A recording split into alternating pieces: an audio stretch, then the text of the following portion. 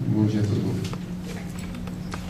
Bom, obrigado pelo convite. É uma grande satisfação aqui estar podendo falar com vocês hoje. Eu não vou falar sobre o GTA V, mas o que virá depois. Não, então, obrigado aí novamente pelo convite, mas grande alegria poder estar aqui com vocês. Eu não vou ficar falando muito de mim, não. Eu só vou falar de onde eu venho da Universidade Federal Fluminense, que fica em Niterói, no Rio de Janeiro. Nós, lá na Universidade Federal, temos o Media Lab, que é um laboratório bastante grande. A gente desenvolve, bem focado na área de jogos, entretenimento digital, mas também desenvolvemos várias coisas na área de simulações, de serious games e tal. Temos um programa... Tá meio baixo, né? Oi, alô. A gente tem, enfim, tem um programa de pós-graduação, de mestrado, doutorado, onde muita gente trabalha na questão de jogos. Temos aí diversos projetos, incubadoras, temos uma incubadora para empresas de jogos. Trabalhamos com projetos de simulação para várias empresas, etc. Depois eu vou comentar um pouquinho. E desde o ano passado nós somos um centro de excelência NVIDIA. Então a NVIDIA tem montado assim, bastante coisas lá dentro para questões de pesquisa em GPUs. Bom, mas acabou. Vamos agora ao que interessa. Então o título da palestra, o que vem pela frente, tendências, futuro na área de jogos. É claro que é uma questão muito difícil, em alguns momentos assim, é um pouco, um palpite, acho que é isso. Mas em outros aspectos, assim, a gente também consegue dar uma direção um pouquinho mais concreta, porque a gente observa o que as pessoas estão publicando em congressos, o que as empresas estão gastando dinheiro para desenvolver. Muitas coisas a gente já observa, na verdade é até difícil a gente saber coisas assim que ninguém sabe, porque a mídia está toda lá querendo saber as novidades e tal. Então, mas antes da gente comentar sobre novas tecnologias e o Ray Tracing, GPUs, coisas do futuro aí, vamos parar para meditar um pouquinho, antes de nos iludibriar com a tecnologia, né? E vamos parar para pensar um pouquinho o que nós exatamente queremos com a área de jogos. O que nós precisamos? Afinal de contas, por mais tecnologias que tenhamos, por mais novidades que temos, nós queremos isso. Ou isso. Nós queremos que as pessoas estejam super engajadas, se divirtam pra caramba com os nossos softwares. No final das contas, o que nós queremos é diversão, fun. Tudo que vier pra frente, um realismo hipergráfico, nossa, sinistro, uma física mais real do que o real. Tá, pode ser, mas desde que seja fun, desde que seja divertido. Isso é importante a gente falar, principalmente para nós que somos de computação. Que a gente, nossa, agora eu fiz meu algoritmo de IA com lógica fuzzy, sinistro. Tá, mas espera aí, nós estamos exatamente indo na direção do fã, na direção no que exatamente as pessoas, o público quer dos jogos. E nós podemos ter diversão com um aparato super complicado que custe $20 mil. Ou nós podemos ter muita diversão também com uma coisa muito simples. Eu sou jogador também, evidentemente, e eu sou fã, assim, meu estilo de jogo preferido é FPS, shooter de primeira pessoa. Gosto de Battlefield, Call of Duty, essas séries do Halo, um dos meus preferidos. Mas, quando eu era criança, um dos meus sonhos de infância era ter, quando saiu o NES, Nintendo Entertainment System, né, Nintendinho, o famoso Nintendinho, nossa, aquilo virou uma obsessão para mim, eu tinha que ter um Nintendinho. E um dia eu ganhei meu Nintendinho, e veio com o Mario. E se houvesse um aparelho chamado divertômetro, certo? Que a gente pudesse medir a diversão, eu tenho certeza que o que eu me divertia jogando Mario no Nintendinho de 8 bits, não está longe do que eu me divirto hoje jogando Battlefield 3, talvez até mais. Então, isso é interessante porque nem sempre novidades tecnológicas, novas coisas por vir e tal, realmente assim, cumprem ou ajudam a satisfazer o mais importante que os jogos têm que ter, que é a diversão. E aí vem uma pergunta filosófica que todos os game designers têm que saber responder pelo menos alguma coisa, pelo menos argumentar alguma coisa. Então, o que nos traz diversão? É uma resposta muito complicada, mas quem trabalha com jogos tem que, ao menos, se colocar esse problema. Tem um livro que eu gosto muito, talvez quem já trabalha com jogos ou já começou a fuçar com jogos já tenha lido, que se chama The Theory of Fun, que eu recomendo bastante, é um livro divertido de ler, é um livro ágil, assim, muito bacana, que fala exatamente isso. O que exatamente nos traz a diversão? Evidentemente que...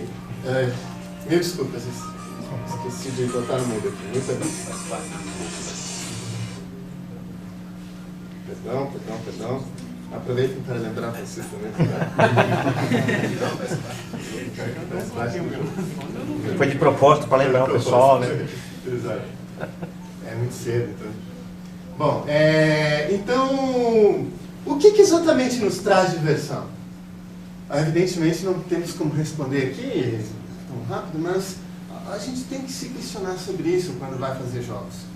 Porque senão a gente começa ou a imitar, e aí seu mercado vai estar muito restrito, porque hoje você tem muita concorrência, né? Ou você vai fazer jogos esquisitos ou experimentais e tal, mas que na prática não trazem diversão, certo? Bom, há muitas coisas que podem trazer diversão para nós. Por exemplo, quando nós vamos ao cinema, um momento bacana, a gente está se divertindo, está sendo interessante. Quando nós estamos num parque de diversão,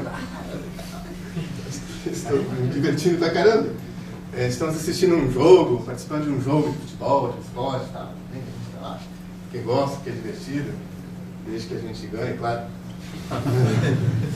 Agora, o que exatamente os videogames têm que nos produzem diversão, que nos causam esse bem-estar, essa euforia, esse momento tão interessante?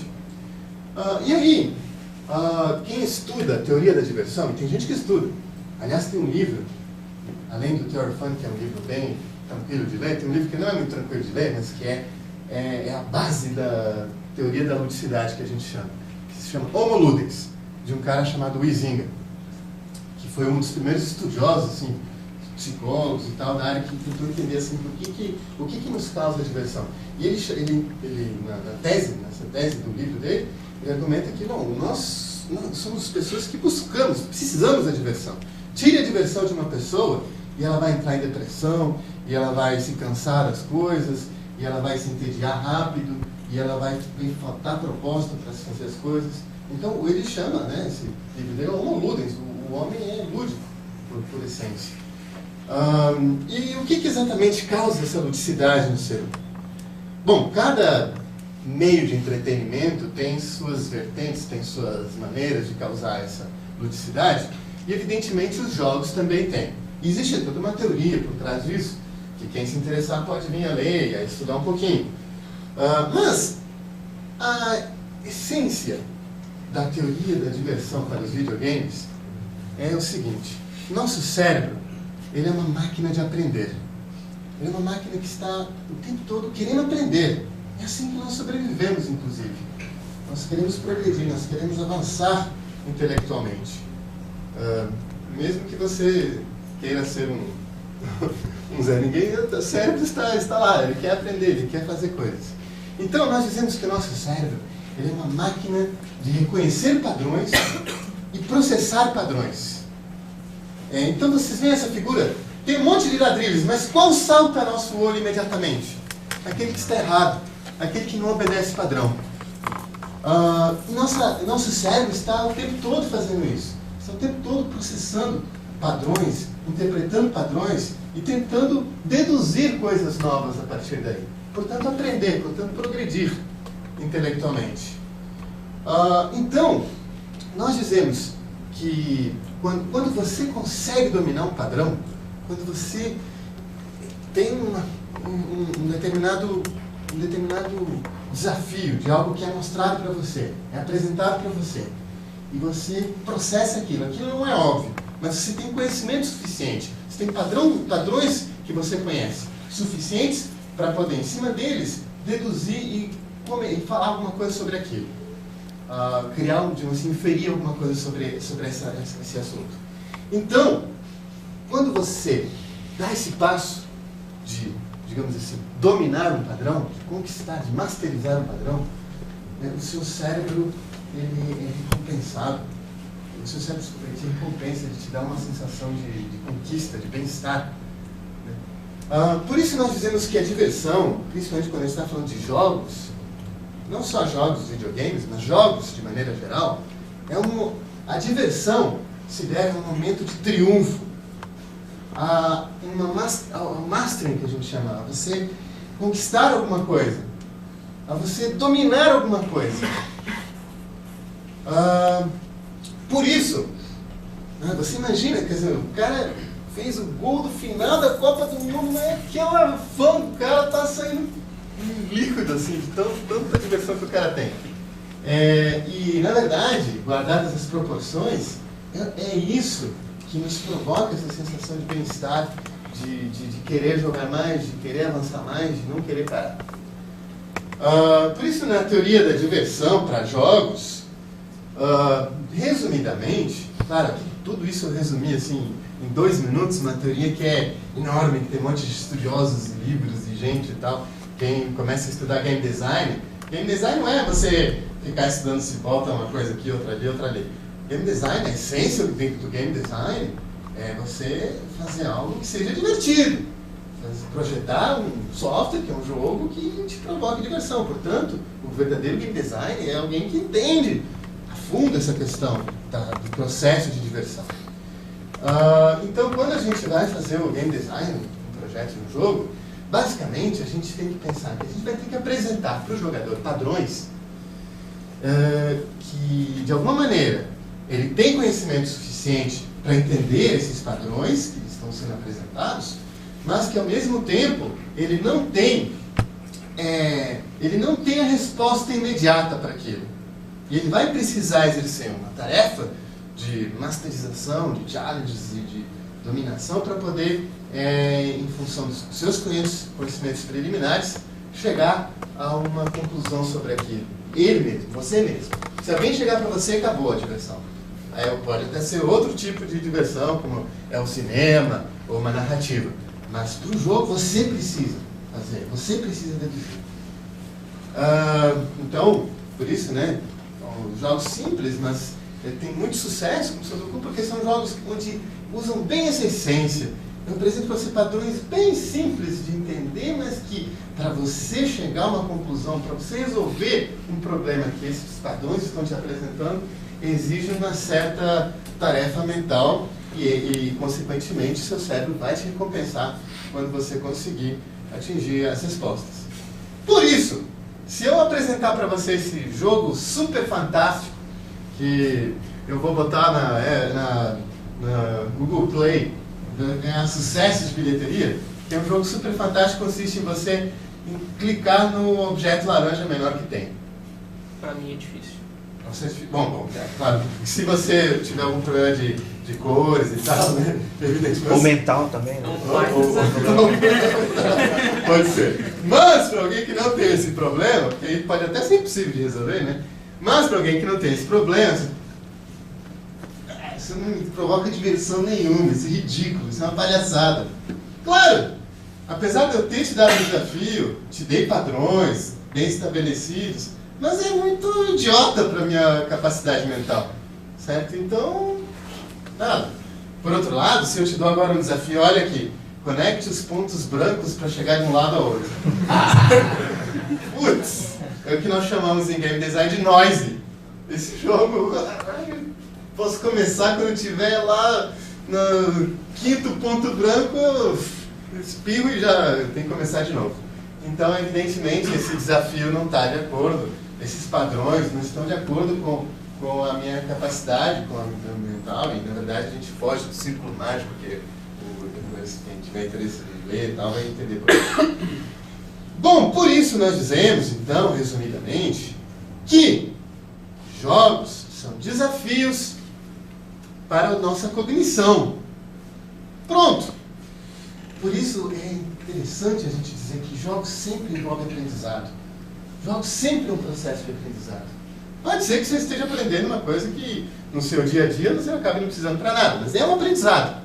Pode ser que sim, pode ser que seja algo que você esteja contextualizando. Mas jogos sempre são aprendizado. Porque se não houver esse processo cognitivo, esse desafio que tem por trás do jogo, ele não provoca em você um bem-estar, que é a diversão que está por trás do jogo. Bem, quando nós estamos falando de game design, normalmente os game designers tentam aglomerar os desafios mentais que a gente pode aplicar, né, em alguns conjuntos. E dentro desses conjuntos nós vamos tentar, de alguma maneira, enquadrar e projetar nosso jogo. Resumidamente, essa é uma listagem, umas categorizações que praticamente eu gosto de usar, mas os desafios mentais podem ser resumidos em navegação espacial, por exemplo. Então, aonde você vai procurar os desafios de um FPS, de um shooter, certo? É numa navegação espacial, eu tenho que ir de um lugar para outro, ter que vencer barreiras, coisas que vão me atrapalhar, desafios que vão tentar de alguma maneira gerir os meus recursos, mas sempre para uma navegação. Então, vocês vão já entender uma coisa importante que eu vou comentar depois desses 4 itens. Outra forma de nós desafiarmos nosso cérebro é resource management, ou seja, controle de recursos, um jogo de estratégia, né?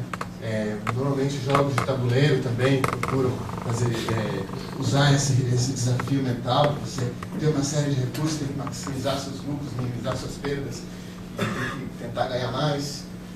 Outro tipo de desafio mental é de puzzles, quebra-cabeças, certo?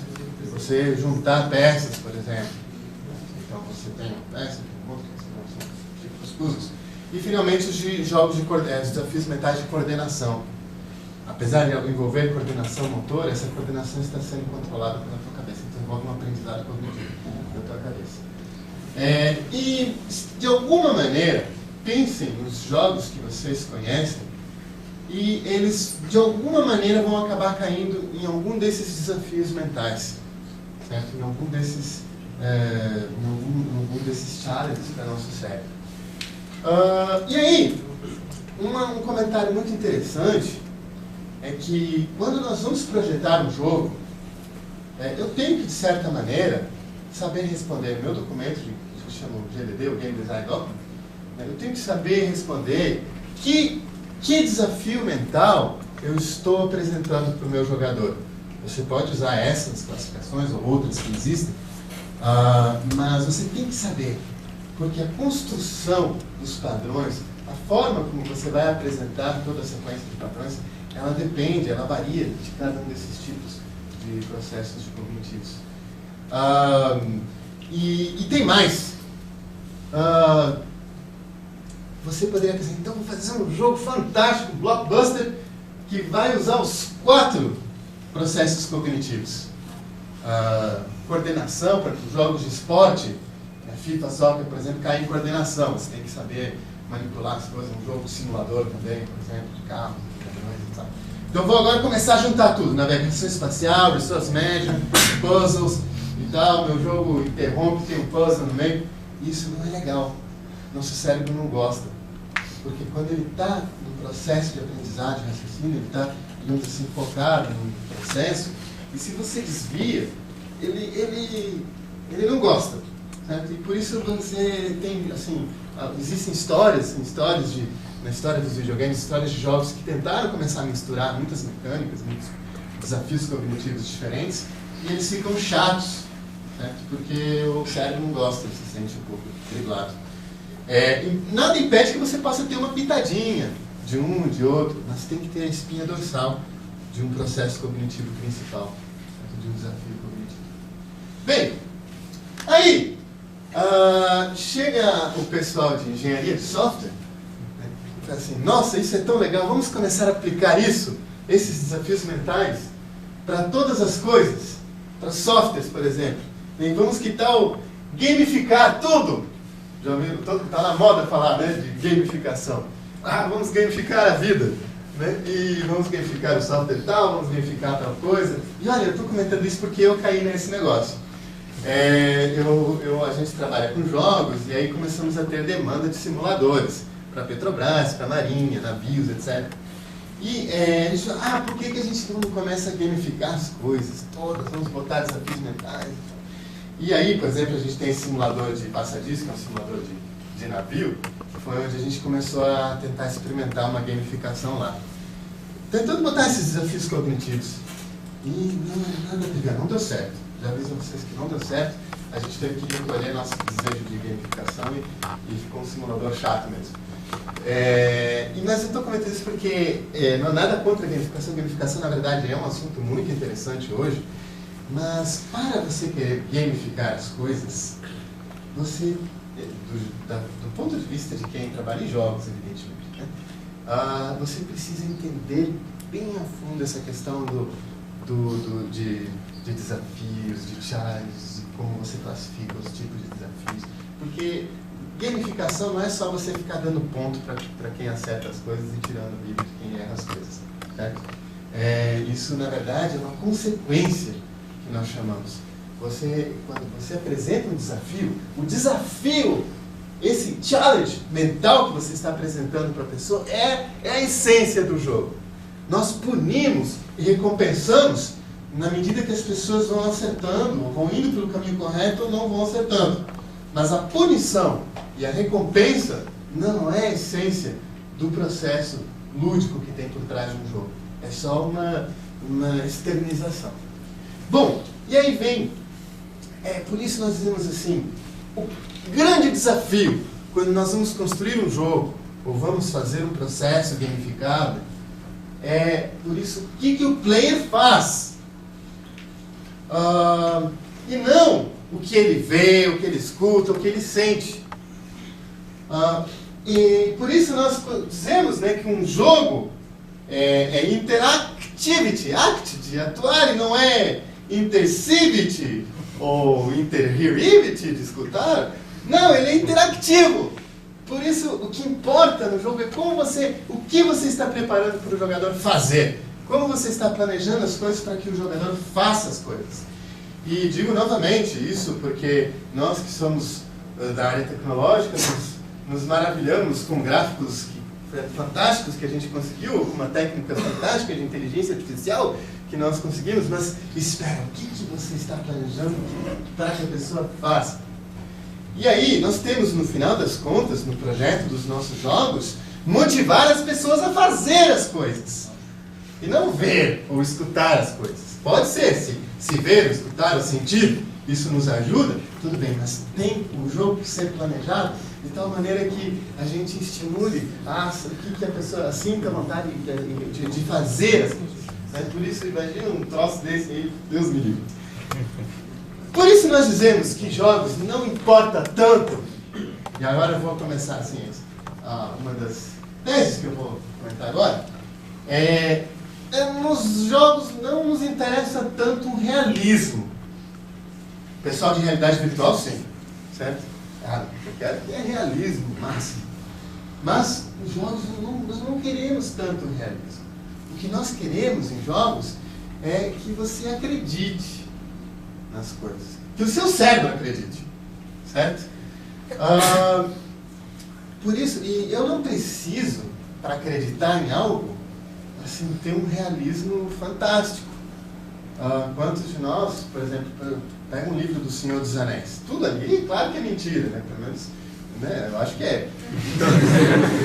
Então, mas, quando eu começo a ler, existe uma persistência por trás daquele mundo.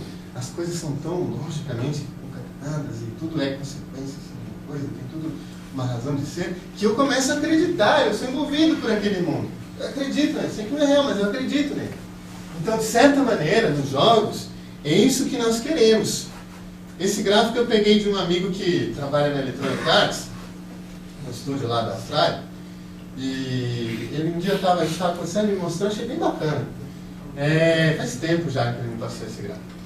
E aí ele dizia que lá no grupo dele, ele era um game designer, assim, tal, no processo de game design eles usavam o processo usando esse gráfico aí, que é o que importa no jogo, que eu acredito, certo? Se para acreditar, agora imagina, eu crio um personagem super realista, sobrancelhas modeladas até o mínimo detalhe do cara, e depois esse cara faz um movimento tosco assim, certo?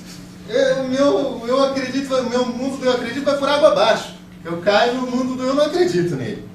Por isso, talvez, já se eu não tenho como fazer uma animação da sobrancelha tão detalhada, então a gente vai ter que começar a caricaturar esse cara e trazer a modelo para cá, de maneira que eu consiga cair no mundo do eu acredito. Vocês não sei quantos já jogaram esse Xiao Xiao, que era um jogo antigo, né, que era todos os bonequinhos de palitos. É claro que aquilo era bem, bonequinho de palito, mas os movimentos e a interação com ele era tão coerente, tão interessante, que eu acreditava, eu era envolvido por aqueles personagens, certo?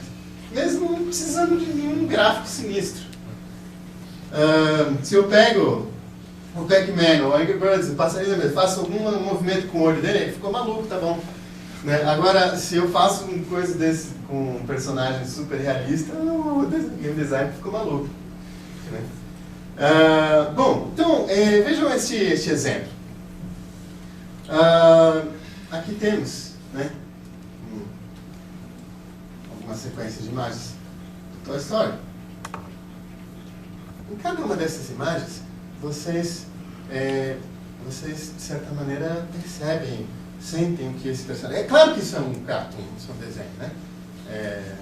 Pelo menos não tem pretensão de ser... criar um mundo tão realista. Agora aqui, por exemplo, eu estou muito assustado. Aqui eu estou bravo. Aqui eu estou, sei lá. Não sei. Então, na verdade, vejam como nós temos um envolvimento com o personagem anterior muito maior, mesmo ele se propondo a não ser tão fotorrealista. Vejam este outro exemplo. Em 2006, foi lançado uma animação, que eu não sei quantos vocês assistiram, foi fracassado, né? Foi uma animação do Final Fantasy, um filme, um longa do Final Fantasy. Nesse mesmo ano, também veio o primeiro Shrek. O Final Fantasy é engraçado, é uma das animações mais usadas aí na história do cinema, para você mostrar como putz, muito realismo não é assim, muitas vezes vantajoso. Esse cara, o que ele está sentindo, eu não tenho a menor ideia. Agora, o Shrek, eu olho fração de segundos, eu mesmo fico assustado, cara. Pô, não é possível. Bom, então, na verdade, nós temos, quando vamos fazer o processo de game design, a gente tem que normalmente ter essa expressão assim, de vou criar esse mundo, fazer com que o player se envolva, que ele acredite nas regras, nas coisas que estão sendo criadas, os personagens. E aí eu já vou começar agora a comentar um pouquinho das, digamos assim, novidades, coisas que nós estamos pensando por aí. Eu esqueci, até que horas nós temos? 1h30, né? Tá 10h30. Então, para nós...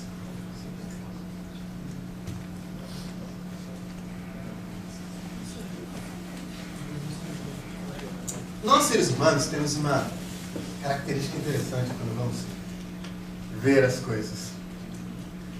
Nosso cérebro, busca pelas faces.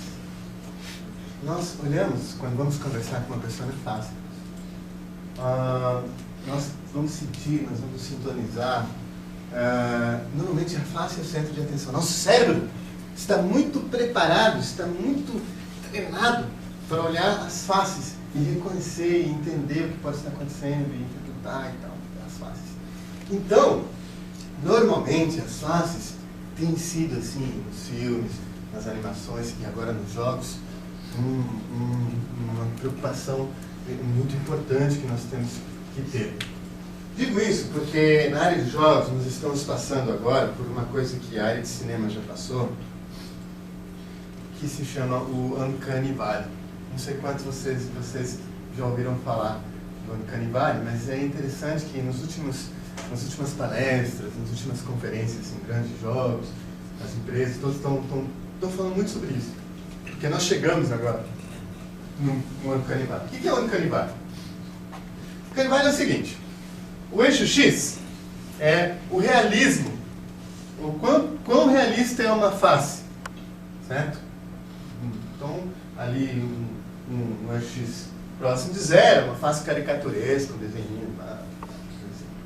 À medida que a gente vai aumentando o X, e vai melhorando, vai ficando cada vez mais realista aquela face que a gente está vendo.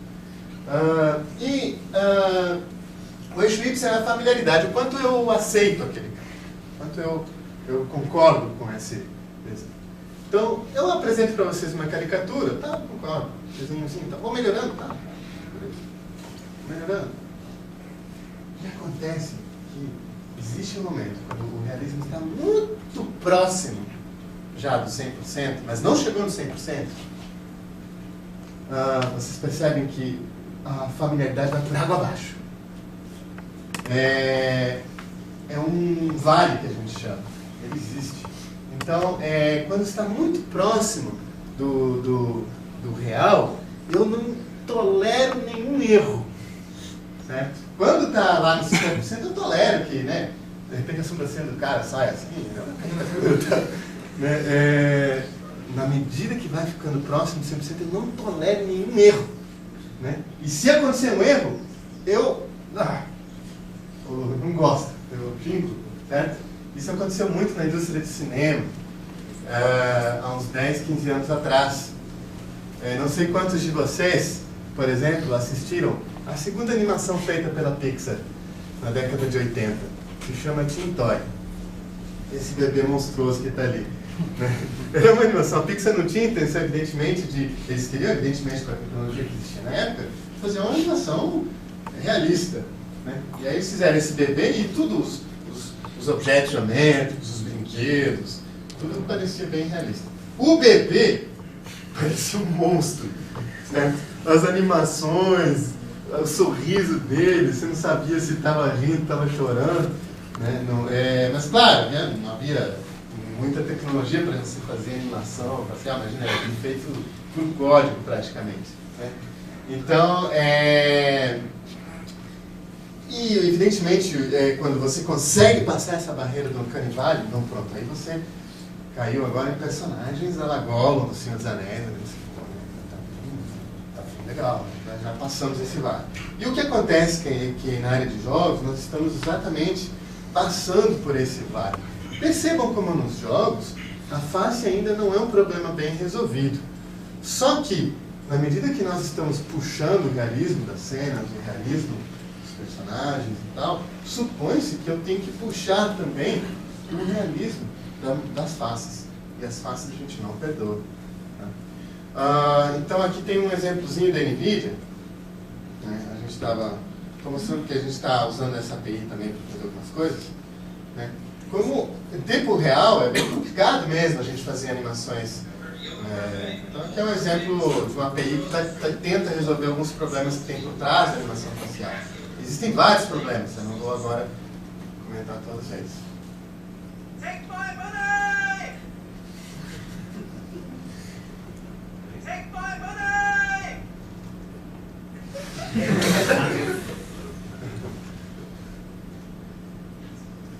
Bom, então por isso nós dizemos assim, e as faces, elas são particularmente importantes quando nós queremos trabalhar com emoção. É impossível você trabalhar com emoção sem mostrar faces. Mesmo filme de perseguições de naves espaciais, né? De vez em quando você tem que mostrar a cara do piloto lá, né? Para ver o que está acontecendo. O namorado dele está desesperado. As faces são super importantes, a gente nem sabe muito.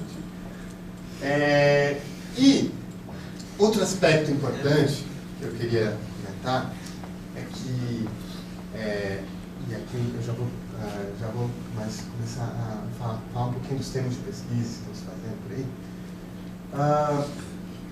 Jogos são arte, mesmo que a Marx se diga o contrário, certo? Ela disse que jogos não são arte, jogos evidentemente são arte. E a arte, de alguma maneira, é mexer com a condição do ser humano, mexer com os nossos sentimentos, com as nossas emoções. Então, apesar do jogo não ser uma obra de arte, a diversão não ser, porque a diversão do jogo não vem por ela ser uma obra de arte, evidentemente que não, vem pelo desafio cognitivo que você está apresentando. Bom, e o jogo também não vem, a diversão do jogo também não vem em função da narrativa. eu dou aula de desenvolvimento de games lá numa cadeira, uma matéria, né, no curso de ciência da computação. E uma das primeiras coisas que eu faço é pedir um trabalho para os alunos, né, para escrever um projeto de um jogo. Mas só de brincadeira, não, assim, é bem no começo mesmo, para ver como depois mostrar os erros que eles cometem. Né, e muitas vezes o projeto de jogo começa assim.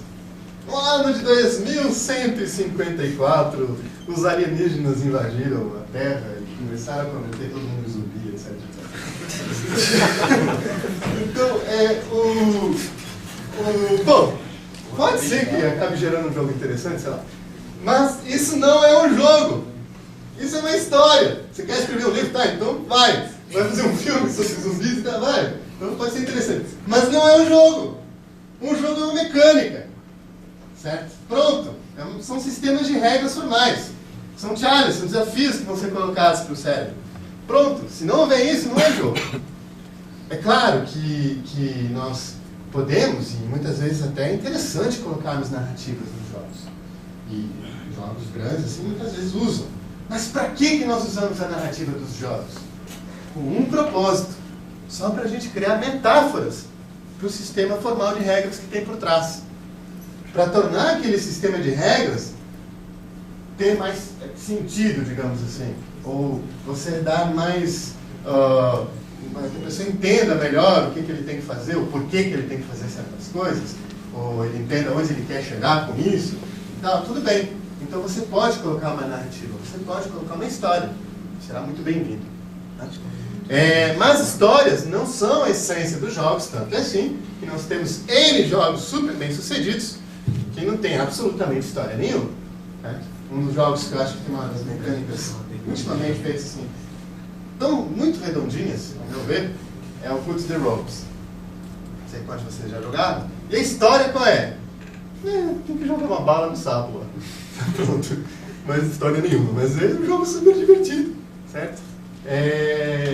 Enfim, todo mundo sabe, de jogos casuais, por exemplo, raramente tem uma história. O próprio Mario, vocês sabem, não sei quantos de vocês jogaram Mario no Nintendinho, mas a história era assim, não tinha história nenhuma no começo, vinha um livrinho, né, que contava, precisa ser adaptado, blá, blá, blá, blá. Mas ninguém lia aquele livrinho.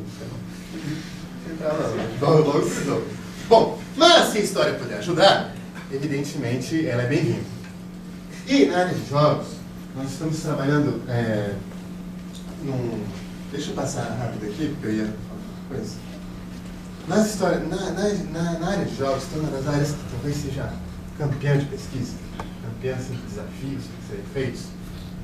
Inclusive a Electronic Arts, há 2 anos atrás, lançou uma lista dos 10 desafios dos próximos 5 anos para a Electronic Arts. O segundo era Interactive Storytelling. Narrativas interativas e inteligentes. Como a gente programa uma narrativa dentro de um jogo? É mais ou menos como aqueles livros de... Não sei se vocês chegaram a pegar, usar esses livros, que você chegava lá na página tal, se você quiser ir atrás do monstro, vá para a página tal, se você quiser fugir do monstro, vá para a linear. História não linear. Histórias não lineares. Mas essas histórias não lineares são meras máquinas de estados, certo? Tem um estado tal, se você quiser fazer outra coisa, vai para o estado tal, senão você vai para o estado tal. São máquinas de estados determinísticas, certo? E as histórias hoje, por mais que você trabalhe, as histórias predominantemente nos jogos são histórias determinísticas. E depois que eu zerar, sei lá, depois que eu zerei o Halo 4, já não tem muita graça eu jogar. Não sendo multiplayer, né? Mas no single player tem agora que eu já sei tudo que vai acontecer. A área de Interactive Storytelling é uma área mais ligada à inteligência artificial, tem bastante gente trabalhando nisso. Aqui no Brasil mesmo tem vários grupos trabalhando com Interactive Storytelling para jogos. E basicamente é uma área que tenta assim, esses algoritmos de inteligência artificial que de alguma forma tentam interferir na história e gerar elementos de história novos, diferentes, que não foram previamente programados, certo? E que de alguma maneira interfiram na sua jogabilidade. Isso é muito interessante. Por quê? No ano passado, não sei se vocês ouviram falar, tem uma feira, um evento grande de games chamado GDC, Game Developers Conference. E no ano passado, a Electronic Arts estava mostrando no stand deles, uma coisa muito legal, que era um jogo. Antes de você começar a jogar esse jogo, você preenchia um formulário lá. Umas perguntas que faziam para você. Dizia assim, quando você era pequeno, se você estava num quarto escuro, trancado, A, você chorava. B, você chamava sua mãe. B, C, você lá esperava. D, não fazia nada. Aí, umas 10 questões assim. Se você está andando não sei onde e vem um cara com uma arma que te aponta na cabeça. Você pode. B, você dá tudo que tem. Mas eram umas 10 perguntas assim, nada a ver. Depois começava um jogo. Um jogo simples, 2D, mas era interessante, porque a jogabilidade, não só a mecânica, mas também a narrativa daquele jogo, ela usava o conhecimento adquirido de você para moldar o jogo do seu jeitão de ser. Eu sou mais reativo, eu sou mais passivo, eu sou um cara que vou pra briga, eu sou um cara que tenta se esconder. Então, e aí o jogo era bem de acordo com esse seu temperamento. Isso é muito interessante, porque a Electronic Arts colocou isso como segundo desafio. Porque, primeiro, um jogo que se adapta ao seu estilo de ser tem uma penetração de mercado muito maior, evidentemente. Certo? E, segundo, um jogo que você pode criar elementos de história novos, talvez ele consiga viver um pouco mais. Você jogue mais tempo com ele. Certo? O problema do storytelling, quem estuda storytelling vai se deparar, vou começar a fazer agora uma tese de dissertação de mestrado, uma tese de doutorado de storytelling. Tem 1000 coisas diferentes para fazer. Aí, qual é o grande problema que a gente se depara, que é o grande problema do storytelling? Contar uma história não é nada trivial, certo? Para nós mesmos, o que faz uma história ser interessante ou chata? Uma história chata? Aqueles filmes esquisitos que de repente acontece uma coisa nada a ver, assim, ou acaba de repente. Né? Uma história interessante é aquela história envolvente. Né? O que faz uma história ser envolvente? Quando acontece alguma coisa que leva para outra, ou seja, quando há um sistema de causa e efeito muito bem arranjado, muito bem concatenado. Quanto mais concatenado tiver esse sistema de causa e efeito, mais envolvente, mais interessante é a história. Mas não só isso. Para a história ser interessante, ela também precisa chegar num objetivo. A história tem que culminar em alguma coisa, tem que ter uma conclusão, digamos assim. Se ela não tem, ela também fica assim a desejar. Então isso é o difícil em toda a área de storytelling. Você criar métodos de inteligência artificial, estratégias que eventualmente geram algum tipo de variação de personagem que não estava previsto e tal, e de repente, mas não adianta só você alterar o comportamento de um NPC. Esse comportamento alterado tem que ter lógica dentro do contexto de causas e efeitos que vão vir pela frente. Nós estamos hoje, tem um aluno de doutorado que está trabalhando com inclusão de erros de percepção nos NPCs. Então, eu quero enxergar aqui, mas ao invés de eu de repente não vi que tem um buraco aqui, e vou passar sem querer, o NPC, né? E vou passar aqui e vou tropeçar no buraco. Mas na máquina de estados convencional, a gente já programa o cara que tem um buraco. Então, você põe um target, você põe um trigger lá, tem buraco. Então, na verdade, você de repente ele cai assim no meio do jogo, assim, ele não estava previsto isso, né? Ele pegou ali no cálculo de rota dele. Isso gera uma alteração de roteiros assim, que pode vir a ser interessante. Essa área é tão grande, vasta, né? Que hoje nós temos aí vários congressos na área de jogos focados em storytelling. Tem esse aqui, tem 3 congressos grandes, esse é um dos maiores, que só trabalham com história, só com pesquisas com storytelling dentro de jogos, né? Porque é um tema quente mesmo. Esse aqui é um outro trabalho que nós estamos fazendo, que é criar uma rede de percepção de presente, passado e futuro. Então você vai criando uma rede que grava as coisas do passado, as coisas do presente e gera inferência do futuro e tal. E aí com isso você gera alterações do roteiro da história. Bom, mas a inteligência artificial que nós queremos criar nos jogos, Não é uma inteligência artificial à la Deep Blue, certo? Onde eu quero fazer um algoritmo que seja imbatível, que faça um personagem ser perfeito, né? O que eu quero na inteligência artificial de jogos é criar personagens críveis, em que eu acredito. Então, hoje, grande parte assim, do foco de pesquisa em inteligência artificial é justamente essa questão de como você tem em consideração no Uncanny, né, de como você faz para, eventualmente, transpor alguns parâmetros que a gente hoje não consegue resolver bem dentro desse contexto do Uncanny. Bem, existem outras áreas aí que estão sendo bem desenvolvidas.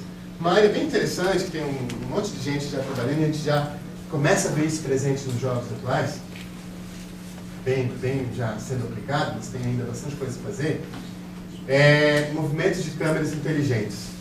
Algoritmos de inteligência artificial que tentam descobrir o melhor enquadramento para uma cena. Vocês já viram como é feito um filme? No filme o cara pensa milimetricamente onde ele vai colocar as câmeras. Ele coloca várias câmeras, né? Filma 5 câmeras ao mesmo tempo uma cena, depois o editor vai lá e assiste 200 vezes e escolhe qual é a melhor tomada, etc. Para que isso? Para realçar o acontecimento que está tendo naquele momento. Você tem a melhor percepção possível daquilo. E, evidentemente, que se a gente puder fazer isso nos jogos, vai ser muito bom, muito interessante. O problema é que, em tempo real, eu não tenho muita coisa para processar ao mesmo tempo. Então, tem alguns APIs que estão surgindo agora. O próprio Unity já tem uma API experimental, que o pessoal, acho que lá de alguma universidade, não lembro qual é, dos Estados Unidos fez e tornou pública, agora estão talvez colocando, que é para você, é um algoritmo mesmo de IA para posicionamento de câmera. Você não diz a câmera vai estar aqui, aqui, aqui. O seu algoritmo vai pensar em tempo real onde ele vai colocar a câmera. Bom, e computação gráfica? Eu quero saber o que vai vir pela frente em computação gráfica nos jogos. Afinal de contas, a computação gráfica é a menina dos olhos. Quando a gente vai lá, a gente vai mais em loja, né? Mas eu vou lá no Steam e pego o ficha de jogo. Olha, esse jogo tem um gráfico fantástico. Agora, o GTA, pelo menos essa foi a minha, quando saiu o GTA V, eu quero ver o gráfico do GTA V. Depois eu vejo a jogabilidade, mas agora eu quero ver o gráfico. Então a computação gráfica ainda vende, e ainda é a menina dos olhos, assim, dentro da área de jogos. E o que está por vir, ou qual é a grande questão da computação gráfica hoje nos jogos? O que nos separa do universo da computação gráfica do cinema? Para nós calcularmos a computação gráfica com precisão, nós temos que tratar uma coisa que nós chamamos da iluminação global. Vocês certamente já ouviram falar, se não ouviram ainda, vocês vão ouvir falar. Existe um algoritmo clássico da computação gráfica chamado Ray Tracing. O algoritmo do Ray Tracing ele é bem simples.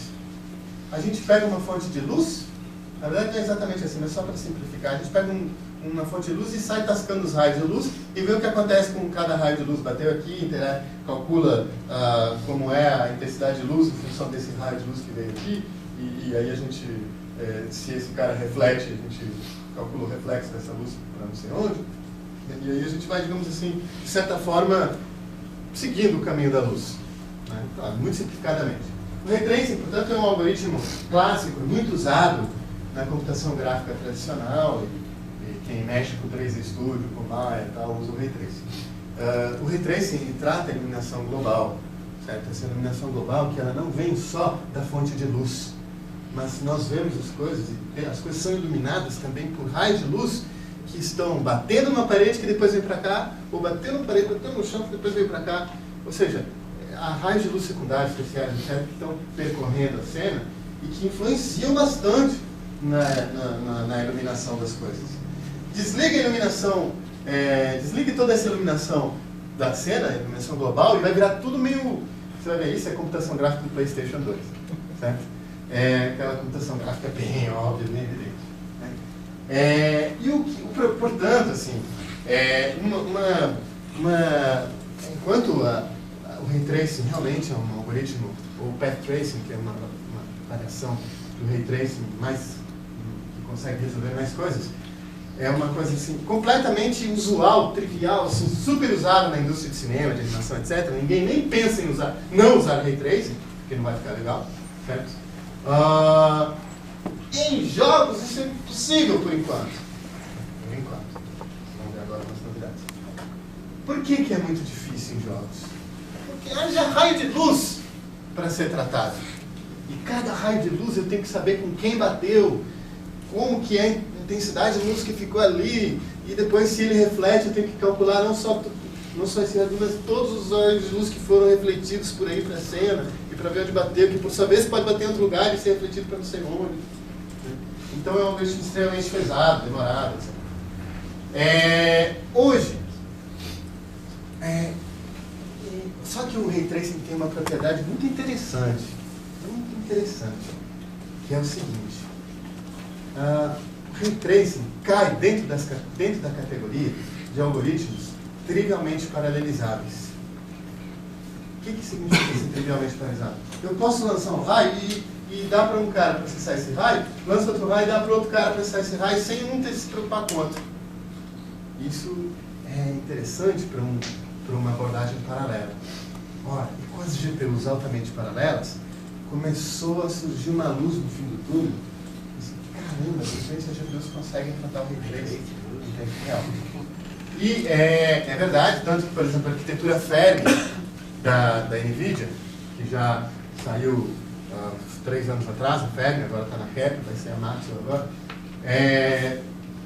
A Fermi, ela foi bolada de tal jeito, foram incluídas funcionalidades de tal jeito dentro dela, que ela pudesse resolver algumas coisinhas que o Ray Tracing precisava e que as arquiteturas Tesla anteriores não conseguiam. A partir da arquitetura Fermi, então, o Ray Tracing se tornou um algoritmo viável dentro das GPUs, e hoje o Ray Tracing está começando a ser processado nas GPUs. Tanto que a NVIDIA, por exemplo, lançou o Optics, já há um tempinho, nós já estamos na versão 3. O Optics é uma API, assim como o DirectX ou o OpenGL, o Optics é uma API para Ray Tracing, a GPU. E já estão surgindo outras APIs também. Bem, e o que eu consigo com o Ray Tracing? Com o Ray Tracing nós conseguimos, principalmente, resolver problemas de iluminação global, e, portanto, uma iluminação muito mais realista, mas muitos outros problemas que nós não conseguimos fazer por raster. Hoje os jogos usam predominantemente tecnologia de raster. O que é raster? Raster é assim: eu tenho um triângulo, certo? Eu calculo a cor de cada vértice do triângulo, essa cor, essa cor, essa cor, iluminação de cada vértice. E o que eu faço com o interior do triângulo? Pinto, interpolado. Eu preencho o interior do triângulo sem calcular a iluminação de cada pixel do triângulo. Eu só interpolo. Esse aqui é amarelo claro, esse é amarelo escuro e esse é laranja. Então esse amarelo, eu vou fazer uma interpolação. E a GPU, inclusive, no meio do passado, na pré-história, se chamava Rasterizer Devices, dispositivos de rasterização, que basicamente o que fazia? Interpolar triângulos. Certo? Bem no passado, só faziam isso. Né? Então hoje, o jogo ele usa a tecnologia de raster, a gente calcula a iluminação dos vértices e depois interpola. Com o Pixel Shader, eu posso fazer uma pequena brincadeirinha ali no meio da interpolação, certo? Para tentar conseguir algum efeitozinho mais bacana. Mas é uma interpolação. Tá? Então, nós não conseguimos em jogos calcular a iluminação específica de um ponto da superfície. Eu tenho que interpolar aquilo. Por exemplo, efeitos que eu não consigo calcular em função disso é uma pele realista.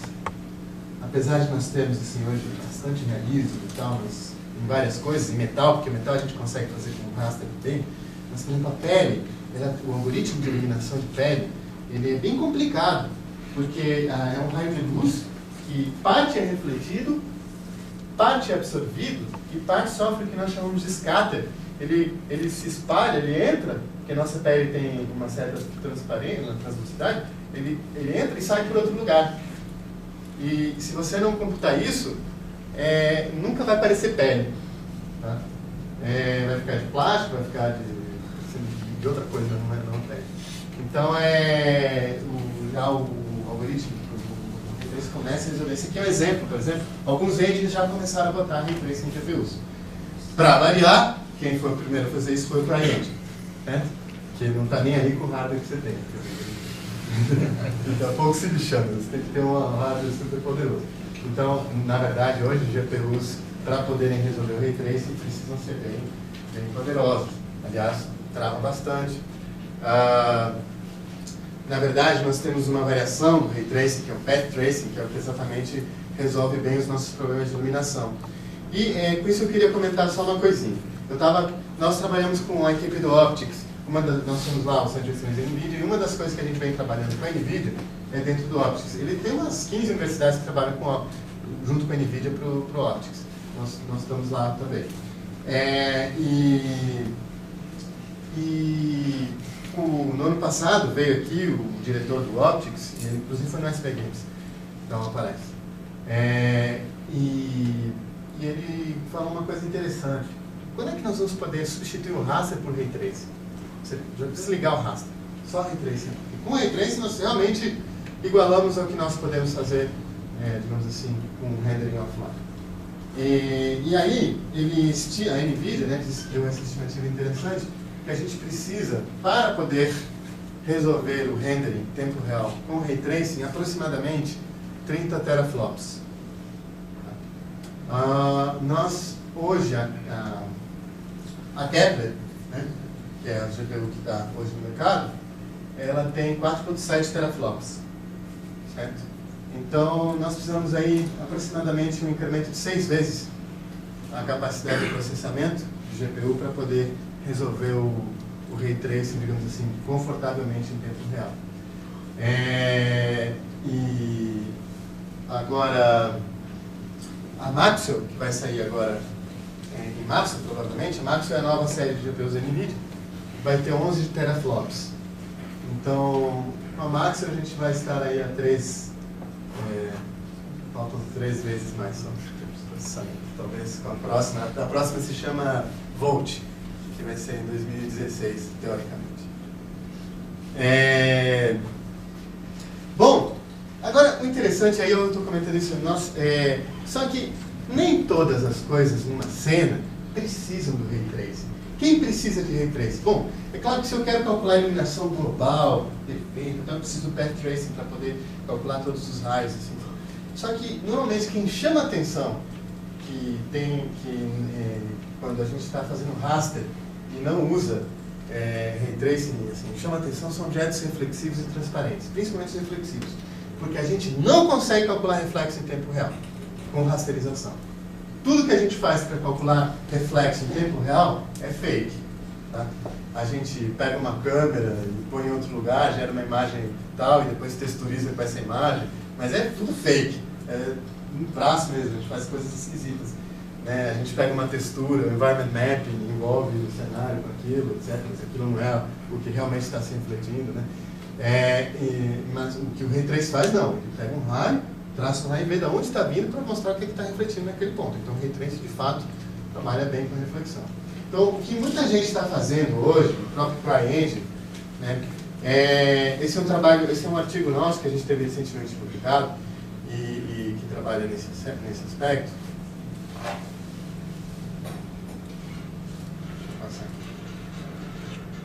É o seguinte, vamos escolher...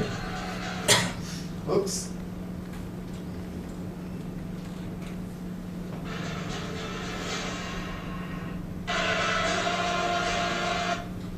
Vamos escolher refração, sombras com transparência, são coisas que não funcionam bem, que não funcionam com raster, na verdade. Então, o que nós... Uma estratégia, na verdade é uma estratégia parecida que o CryEngine também faz. Já que, se eu for tratar todo mundo com Ray Tracing, talvez não dê certo. Não vai dar tempo, tem muitos raios para lançar, etc. Então, quem efetivamente é um cara que precisa do Ray Tracing? O óculos dele, por exemplo, tem um reflexo. Fora esse vidro ali, são poucos objetos que, se eu não botar Ray Tracing, vai ficar artificial. Então, vamos escolher os objetos que precisam do Ray Tracing e mandar para um pipeline separado. O resto vai ser raster, tudo vai ser raster, como tradicionalmente é, e alguns objetos vão ser Ray Tracing, e depois nós vamos ter um problema complicado de fazer o merge dos dois resultados. Tá? Tanto porque, por exemplo, ele está refletindo objetos que são rasterizados. Os objetos renderizados estão sofrendo sombra no cara que é Ray Trace. Tem umas coisas meio enroladas aí por trás. Não é tão trivial. Mas é a estratégia que hoje muita gente já está fazendo, inclusive com a Ray. Eu posso escolher alguns poucos objetos que vão sofrer Ray Trace, e o resto vai na base de... bom, que outra coisa também está assim... está vindo assim como uma novidade interessante. Computação gráfica é fácil da gente calcular por uma propriedade muito interessante da luz, que ela se propaga em linha reta. Então, se eu lanço um raio de luz com essa direção e com esse sentido, eu sei onde ele vai chegar. Então, o mesmo não acontece com o som. Como eu vou saber como vocês estão ouvindo o que eu estou falando? Porque cada um está numa posição, tem a influência das paredes, a distância, obstáculos que eventualmente tem na onda acústica. Então, não dá, a gente não consegue fazer o que nós chamamos assim, a gente consegue renderizar a imagem, mas a gente tem muita dificuldade para renderizar o som. Porque para renderizar o som, sabe como tem que se fazer? Sabe o que você tem que fazer? Você tem que criar um monte de quadradinhos pequenininhos na cena e ver a propagação da onda acústica está numa energia tal aqui, e essa energia tal, como se propaga na celulinha aqui do lado. Então, para eu chegar lá na célula que está lá longe, para eu dizer como a onda acústica está chegando lá, eu preciso ir celulinha por celulinha, vendo o que está acontecendo com ela. Isso demanda um processamento enorme. Só que as GPUs estão agora fazendo...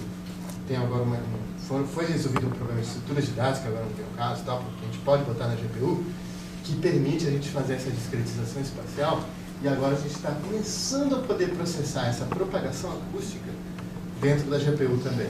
Isso é muito interessante, porque assim como quando eu vou fazer computação gráfica, eu digo qual é o material óptico das coisas, quanto que ele reflete, quanto que ele foi a cor, qual a textura, etc, etc, quanto que ele absorve da luz, a gente começa também a poder dizer as propriedades sonoras, as propriedades acústicas dos materiais, esse cara absorve tanto, reflete tanto, etc.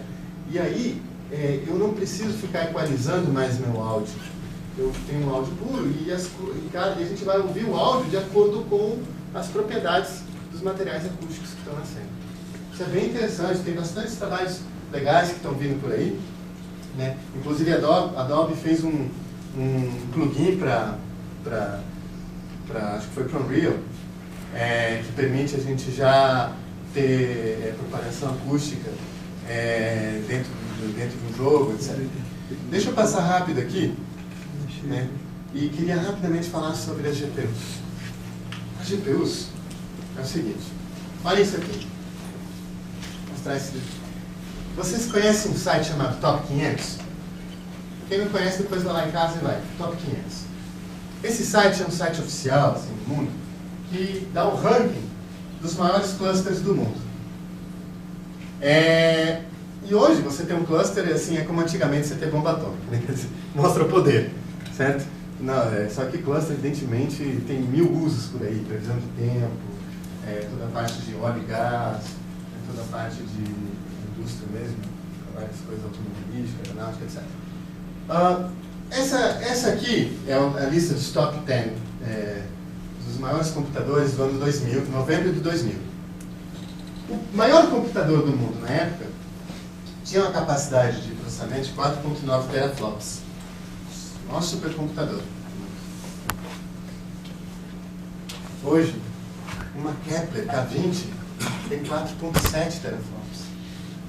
Então, hoje nós temos espetado no nosso computador o maior cluster do mundo do ano 2000.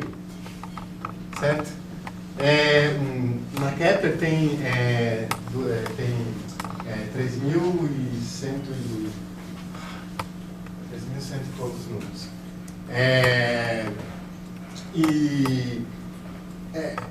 São 1.536 multiplicado por 2, porque são 2 chips, no caso da K20. Olha, então, o que está acontecendo também na indústria de games? O que eu posso fazer com um mega cluster espetado na minha máquina? Então, muitas coisas hoje de pesquisa na área de inovação de jogos e tal, estão tentando de alguma forma ver como é que a gente porta problemas tradicionais e tal para essa arquitetura mega paralela.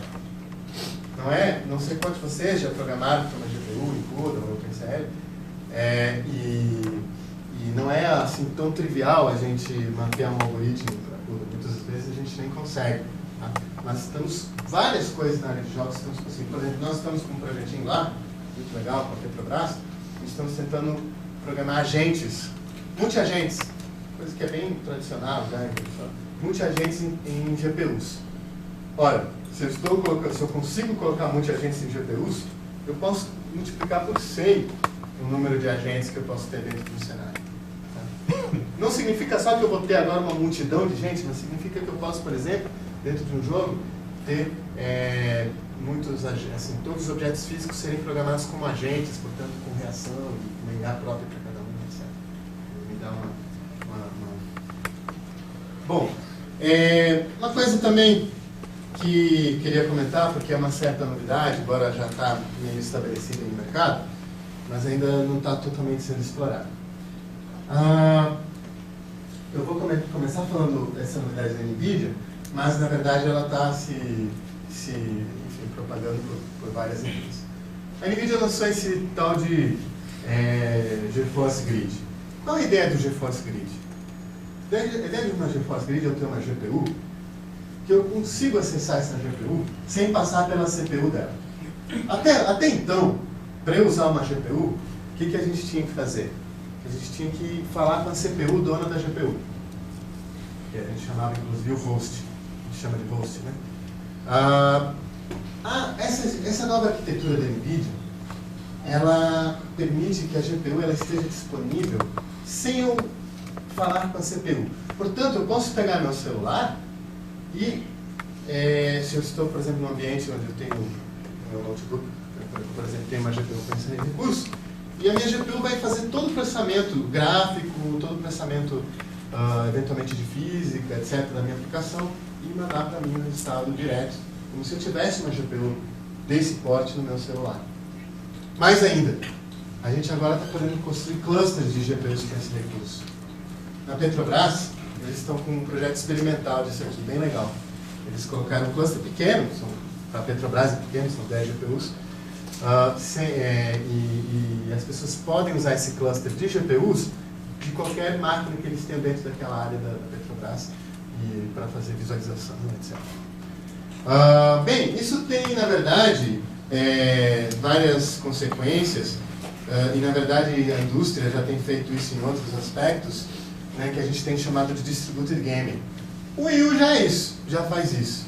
O Wii U foi um dos primeiros assim, a tentar explorar isso comercialmente, onde eu tenho meu tablet, que é meu pad, é o meu controle, e eu tenho o console. Se eu me afastar, ou se eu for para o meu quarto, eu posso continuar usando meu tablet. O processamento continua sendo feito no console, mas toda a comunicação dos dados, o streaming, inclusive, é feito via rede local.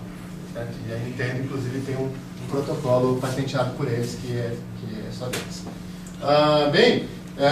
E aí nós começamos a ter assim, vários exemplos. A Xbox tem o Smart Glass, o PlayStation 4 já falou, né? Agora você vai poder jogar no Vita o jogo do seu PlayStation 4. Não é que o Vita vai processar o jogo do PlayStation 4, imagina. Não é exatamente isso. Você vai processar no seu PlayStation 4, mas você vai mandar por streaming o resultado, então você pode jogar qualquer coisa. O Shield faz isso também. Não sei quando você já experimentaram o Shield vai estar lá no SV Games. E o Shield você abre o Shield, eu acesso meu PC e começo a jogar qualquer jogo do meu PC dentro do Shield. Certo? Evidentemente, tudo está sendo processado, inclusive o render. Tá?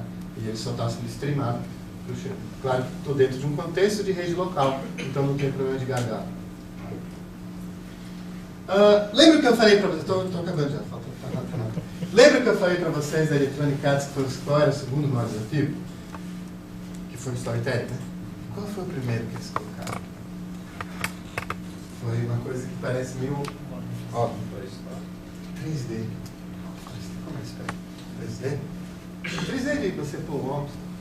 3D tem nas casas da Bahia, pô. Que hoje tem? O problema do 3D, o problema que nós estamos enfrentando hoje no 3D é o seguinte. Quando você tem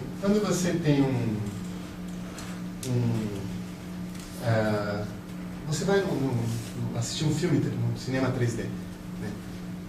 O foco, né, ele é controlado pela pessoa que está, pela equipe lá, que está filmando as coisas e tal. Então você está focando, né? Você está focando, digamos assim, em várias coisas que estão mudando, né? Durante Quando acontece de ter uma legenda, o que acontece com o seu olho? A legenda normalmente, o Avatar não fez isso, mas normalmente, na maior parte dos filmes, a legenda fica no mesmo plano, certo? Então, você fica assim. Você fica mudando, né? De focamento muito rápido. Isso dá um desconforto muito grande. Se o editor, o diretor, ou o cameraman lá também não tiver o cuidado de fazer movimentos suaves, de fazer, quando você faz um put-set, por exemplo, é um problema em cinema 3D.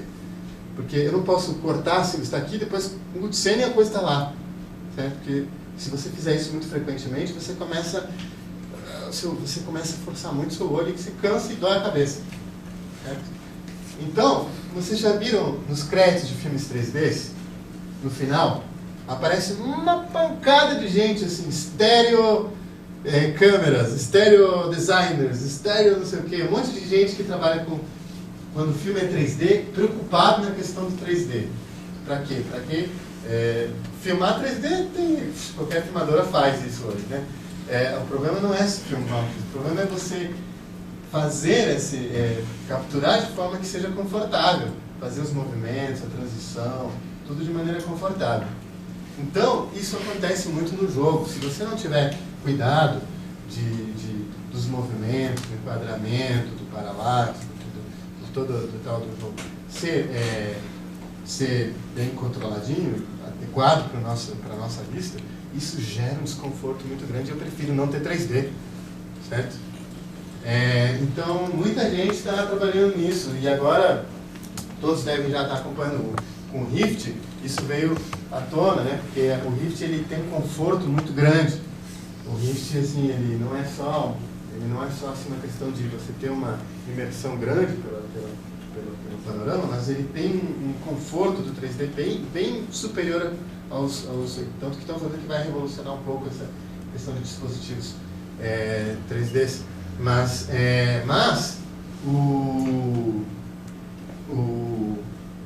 inclusive, mas agora começou a vir mais gente. Então, peraí, então temos que nos preocupar para que os jogos sejam confortáveis.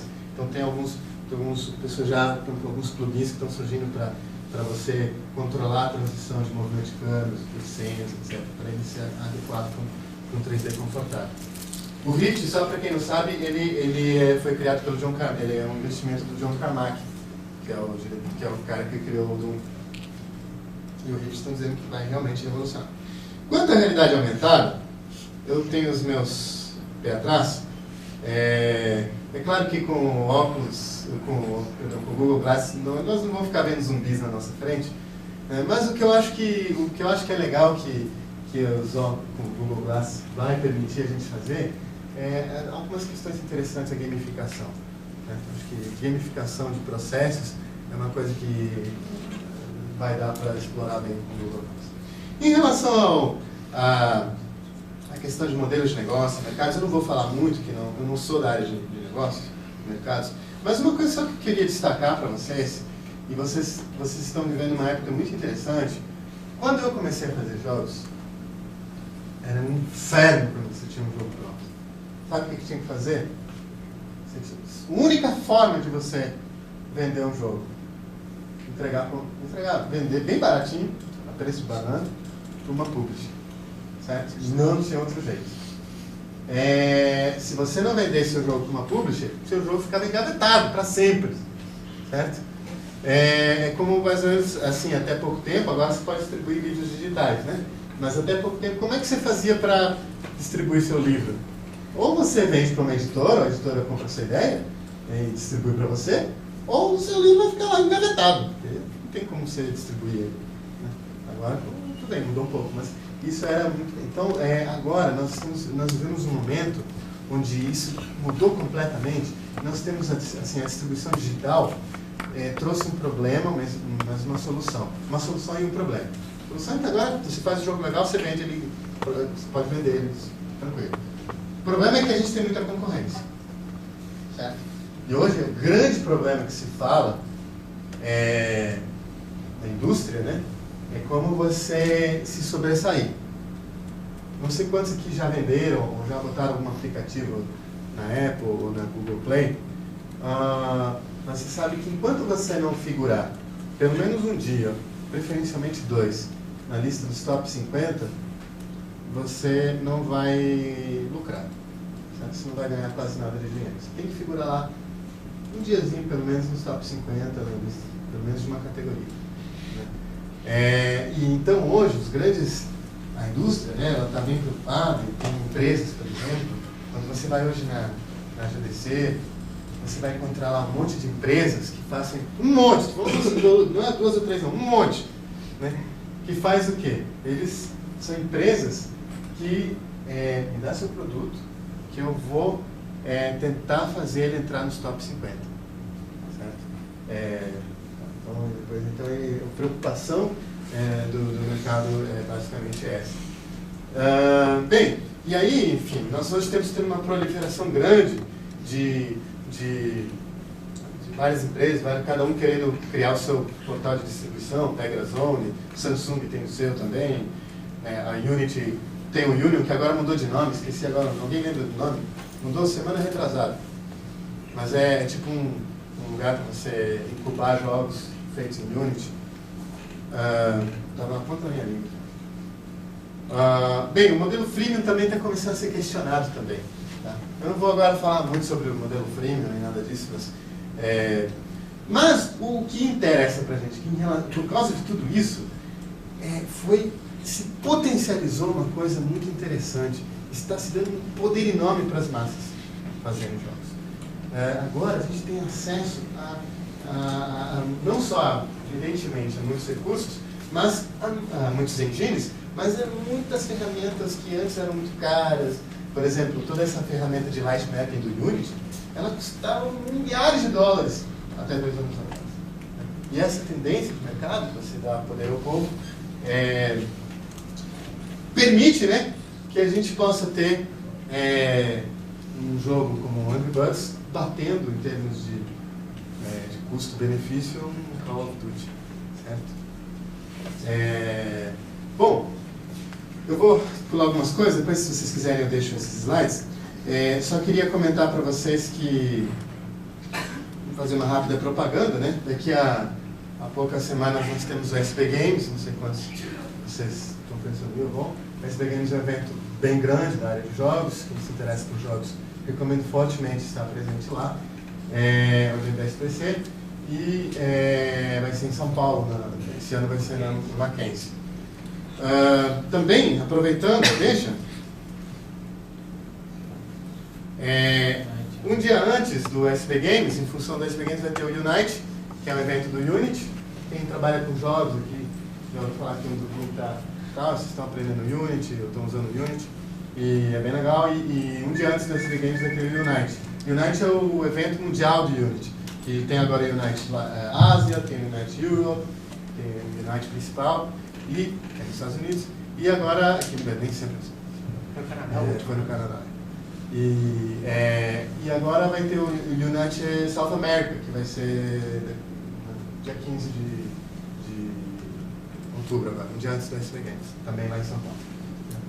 E vai ser um mês intenso, porque depois do SP Games, depois tem o Brasil Game Show, que não está abrindo aqui, mas o Brasil Game Show também é um evento bem grande, e enfim, quem tem ideias, inovadores, esse ano vai vir várias comitivas de vários países para fazer negócios e tal, e eles trazem vem o governo da Alemanha aqui, mandou uma equipe de 3, 4 investidores e tal, que vão ficar vendo as possibilidades de negócio.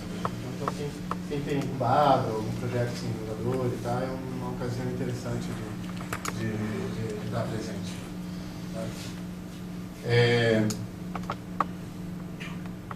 Bom, então é isso. Depois, enfim, deu 1h30 aqui, se precisar de alguma coisa, ficar alguma coisa, mas eu diria assim, nós estamos vivendo um momento bem interessante porque a troca da época, assim, nós estamos tendo agora a chegada de novos consoles, né?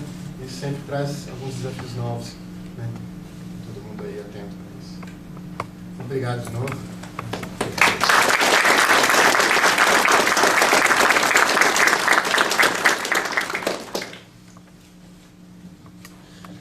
Bom, primeiro agradecer, né, a presença do Esteban aí, na semana da profissão de vocês. Perguntas? Comentários? Uma coisa, você mencionou que uma obrigação do jogo é ser como ele é em relação à história, gráfico, em geral. Só que um problema que acho que todo mundo nós temos é que quando o jogo fica muito bom assim, a gente perde a noção do relógio. E a gente meio que se vicia. Daí, como é que você lida com uma situação como essa? Quando a pessoa joga mais do que devia. Putz, esse é um problema sério, mas eu não sei, cara. Eu realmente, esse é um problema sério, mas acho que assim, quem desenvolve um jogo tem que se orgulhar disso.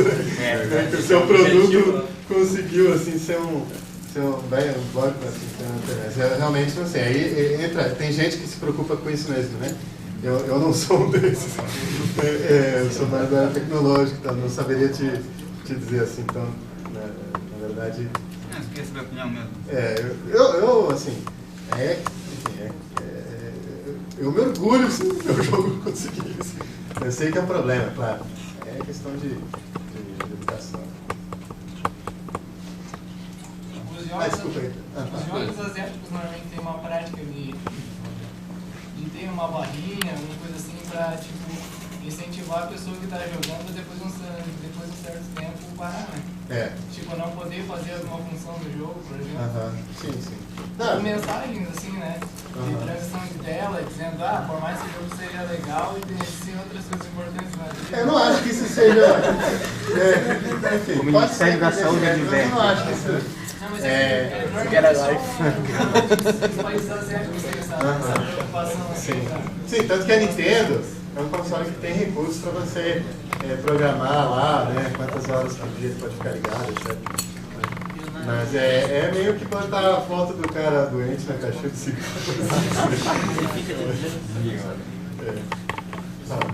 Você acha que, eu não sei, deu pra entender mais ou menos que o jogo tá saindo agora daquele Canyon, né? Que você tá quase perto da perfeição, só que qualquer erro torna um risco do jogo não ser assim. Estamos falando dos AAA, né, dos jogos grandes, claro que não estamos falando de jogos casuais, nem jogos que equipes pequenas então, vão estar fazendo. Na verdade, dentro, o Uncanny Valley, assim, ele é uma barreira que você tem que pular. Né? Se você não tiver poder para pular, fica do lado de cá. Você vai ficar tranquilo. Mas o jogo pode estar saindo dessa barreira, né? Agora, a atual geração. Bom, estão falando, por exemplo, que o GTA V é um exemplo de um jogo que está... Metal Gear foi um exemplo de jogo que caiu no Uncanny Valley. Né? Estão falando que eu não joguei ainda o GTA V. Estão falando que o GTA V já está, assim, é um sinal de que a gente está conseguindo transpor Mas o NVIDIA Physics não é um perigo para isso, talvez regredir um pouco, e aí você conserta o sistema de faces e tudo mais, e aí vem o NVIDIA Physics para dar esse negócio de explosão e partículas, e aí você vê um erro, não no personagem mais, mas no cenário, aí você regride uma coisa que você já tinha avançado. Tá, mas na verdade a física é muito... A simulação física hoje pra gente é muito mais fácil de resolver que problemas de personagens. Os personagens estão assim, bem longe. Depois, problemas de física a gente não tem uma percepção tão acurada, sabe? Se o fogo não sobe do jeito que tem que subir, você não percebe. Agora, se o cara não ri do jeito que ele tem que rir, você percebe. Né? Então, na verdade, objetos físicos, nossa percepção dentro desse Uncanny é bem mais tosca, assim, Nós realmente não perdoamos personagens e faces, principalmente.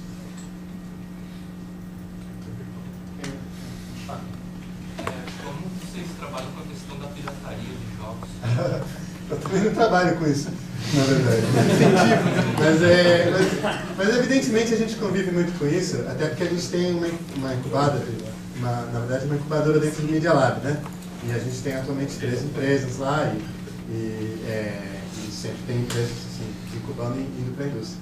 Evidentemente a gente vivencia um pouco, mas o problema da pirataria não é um problema que existe mais tão forte para o pequeno desenvolvedor, por causa do modelo de distribuição massivo. Quer dizer, hoje você não pirateia, é muito raro alguém piratear jogo de iPhone ou jogo de Android. Sabe? Tem uma porcentagem, então, mas é muito pequeno, não é significativo. Certo? Então e muitos jogos também você, principalmente quando faz jogos que usam modelos freemium, sua fonte não está na compra do jogo em si, está na compra de objetos, na compra de uma versão mais avançada, ou até mesmo nos add-ons que você coloca. Então, esse era um problema muito sério, sei lá, 5 anos atrás era o que travava radicalmente nossa indústria aqui no Brasil. Né? E era, se ia em mesas redondas, em eventos, encontros, etc, etc. A gente já está agora, vamos falar de pirataria, sabe? E era toda hora esse tema, e realmente era um problema, certo? E agora não é. Ele é um problema para empresas maiores, né, que vão desenvolver jogos para consoles, mesmo assim já não está sendo já um problema tão grave. Tá? Mas para desenvolvedores pequenos, com o modelo de distribuição Steam, então, o maior problema é que o desenvolvedor pequeno tem que ter muito mais medo do Greenlight do que do pirata.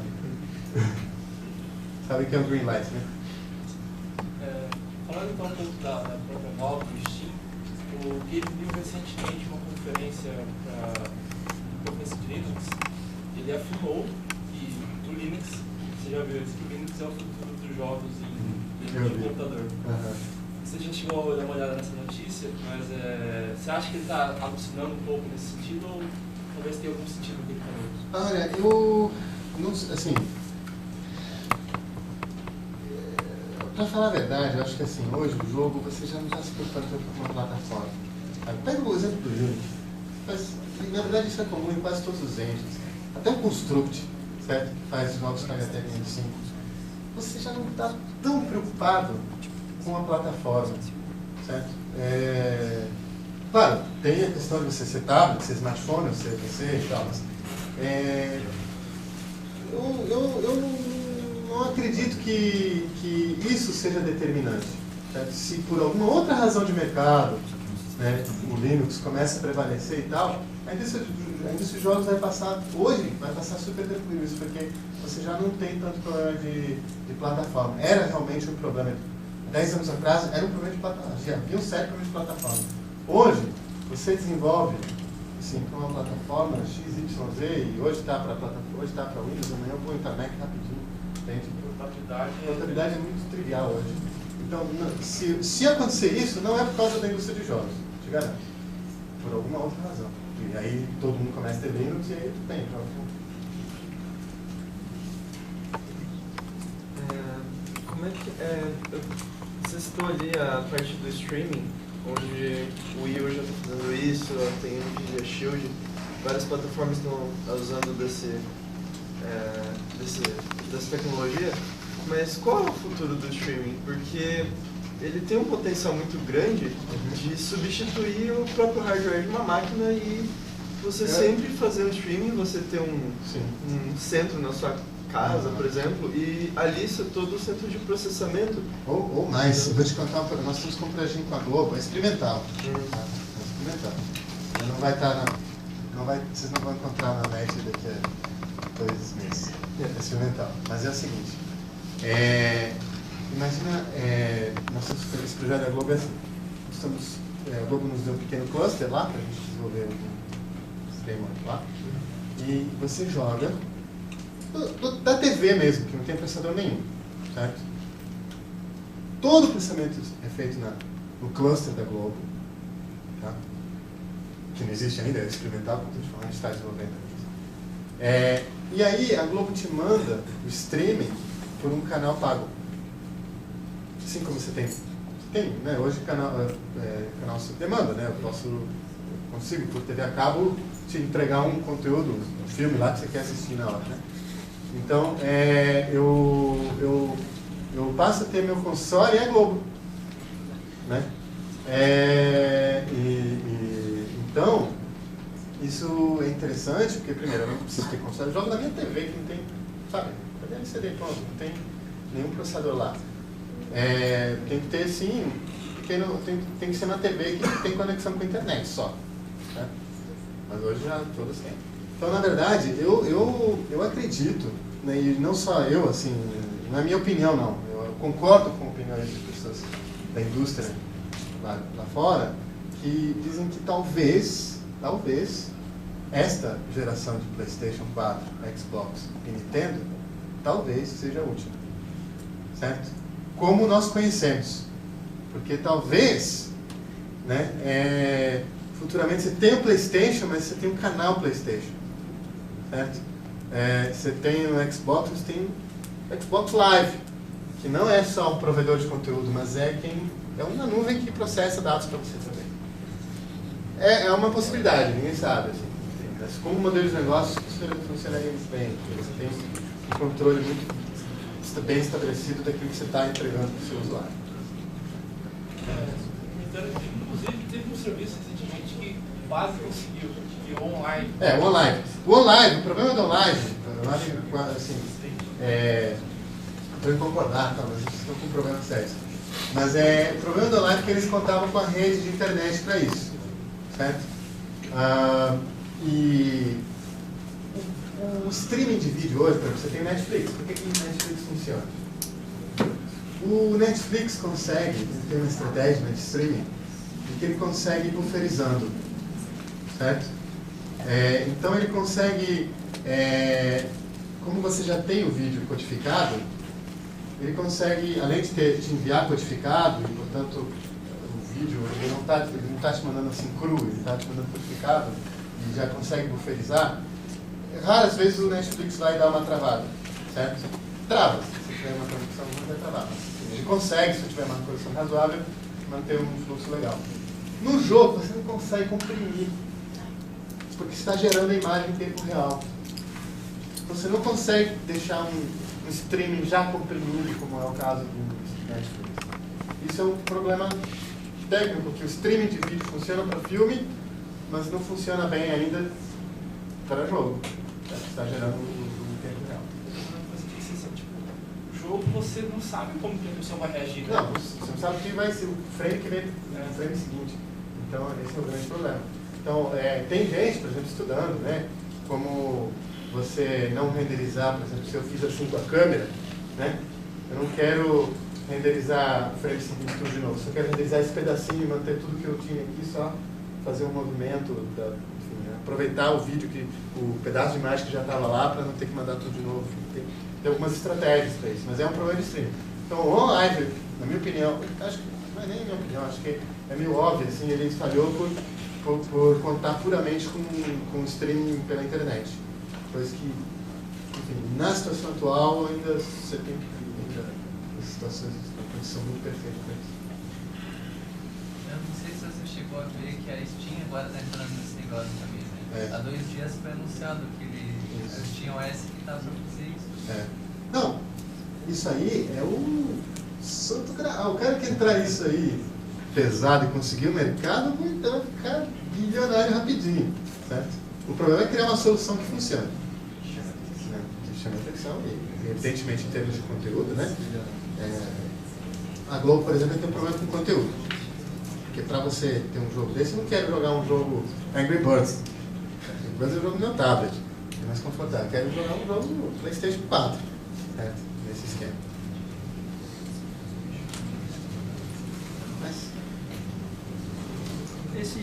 Justamente esse Steam OS que eles estão fazendo, por que eles não fizeram nenhum sistema operacional voltado justamente para jogos? Por exemplo, tem o Dual Boot lá com Windows e Linux, por que não tem o Dual Boot? Porque o Windows é pesado, por exemplo, né? Tem as outras coisas do Windows comendo o processamento da minha máquina, tirando o desempenho da minha máquina que eu não precisaria ter para jogar, por exemplo. De repente é uma ideia, mas eu acho que geraria uma situação de desconforto, né? De ter que instalar um sistema operacional. Realmente, eu não, assim, nunca pensei nisso, mas... É relevante. De repente é relevante, eu não sei. O problema do sistema operacional é que fazer um sistema operacional é uma coisa muito complicada, né?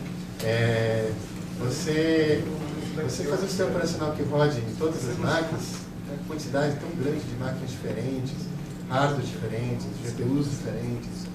Então, fazer um sistema operacional hoje é algo mega complicado. Mas é uma solução Pode ser. que a maioria das máquinas tem problema de desempenho por causa do que está rodando por trás do sistema operacional, não justamente por causa da máquina.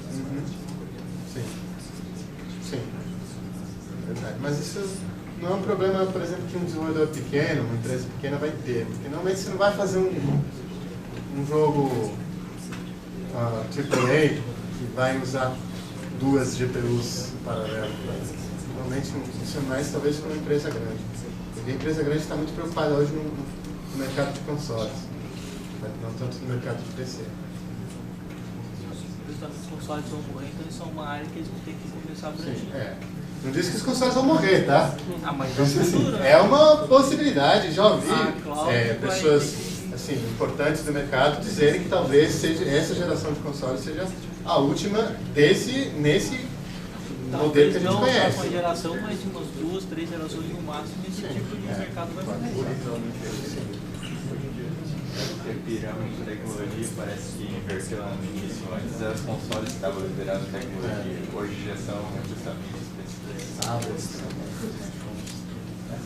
processamento integrado. Ok? Tá bom. Obrigado aí novamente.